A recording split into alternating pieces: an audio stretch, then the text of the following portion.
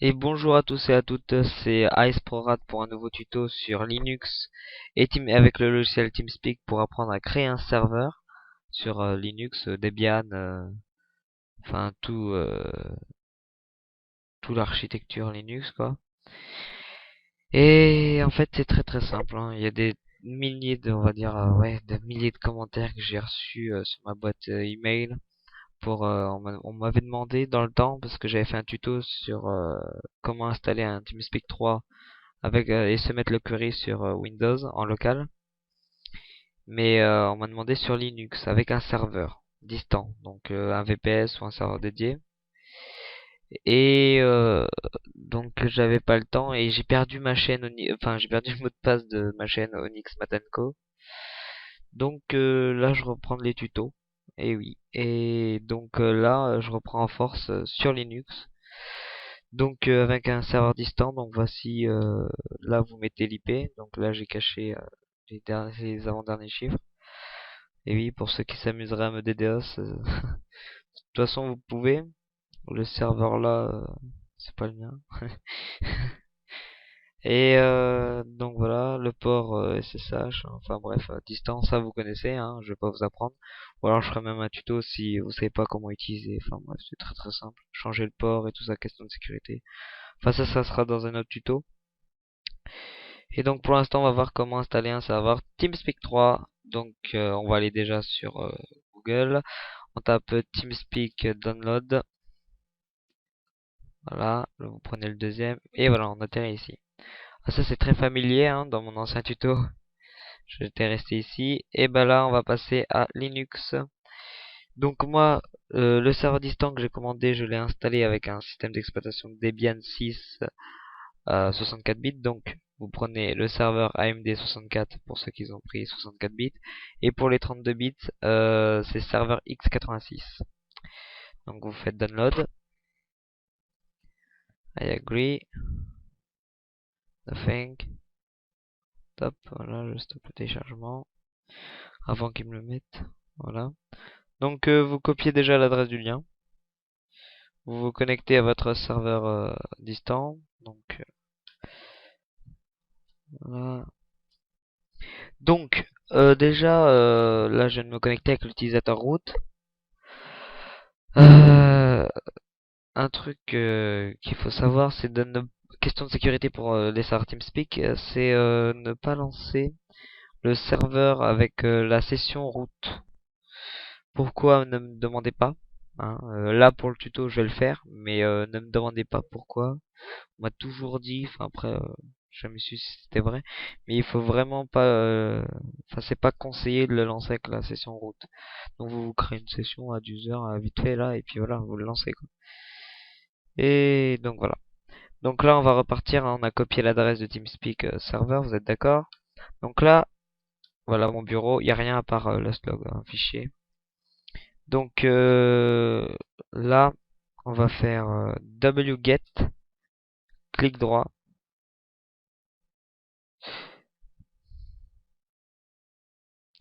Alors là,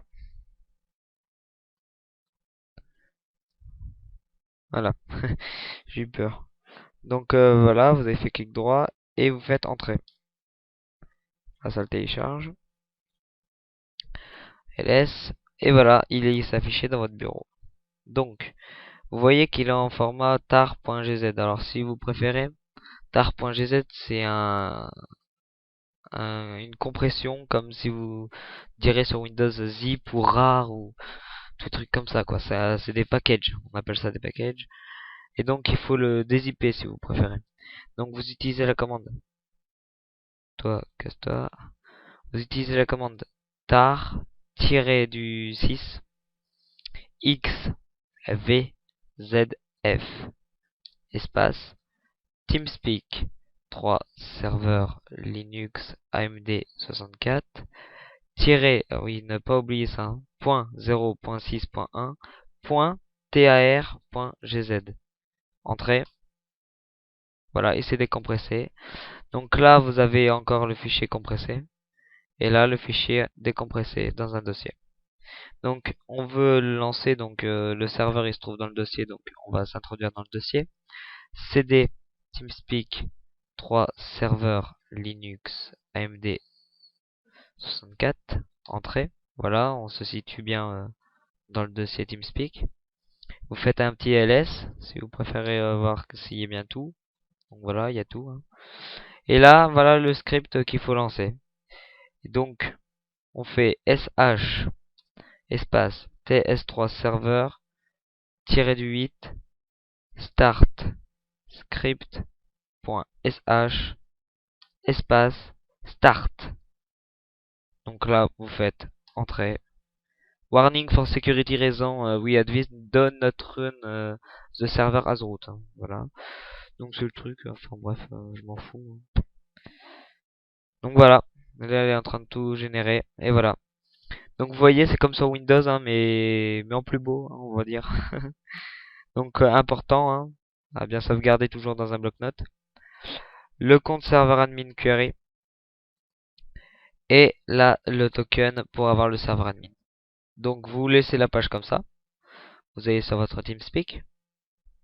Donc moi je me souviens pas du serveur. Donc là, voilà, on va mettre TeamSpeak là. Connexion, se connecter. Donc là, je mets l'adresse du serveur. Se connecter. Et voilà, il me demande la clé privilège. Donc, voilà. Ok. Voilà, j'ai bien le serveur admin. Hein. Par contre, un truc que j'ai oublié de préciser sur votre serveur, il se peut, mais c'est très rare, si vous avez un serveur distant, enfin que vous achetez chez un hébergeur du genre, je sais pas moi, FreeHash, y a qui d'autre, YouHoster, OVH, enfin et j'en passe. Il se peut qu'un jour vous ayez un serveur que le port ne soit pas ouvert. Donc pour ça, ben moi je me souviens plus de la commande. Normalement c'est IP table, comme là j'écris, tirer, attendez, il va me dire les commandes, non? IP table, tirer, alors, tirer help. Euh... Ah, je sais plus du tout. Oh là là, je sais plus du tout comment on fait pour ouvrir un port. Et ben je ferai une petite ellipse. Enfin pas maintenant. Hein.